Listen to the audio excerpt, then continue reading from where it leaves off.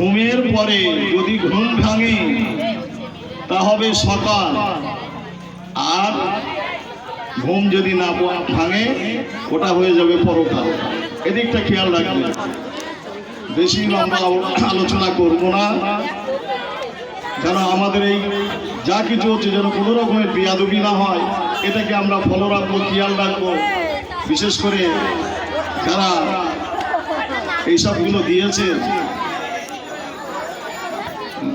তারা এটাকে একটু খেয়াল রাখবে। আর ছাদের উপরে বাচ্চা আছে, ওই একটা কার বাচ্চা?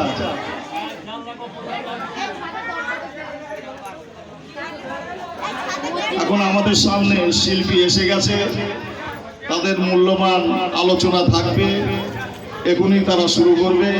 এই বলে আমার সংক্ষিপ্ত বক্তব্য এখানেই শেষ করলাম। ওমা আলাইনা ইল্লাল বালাগ।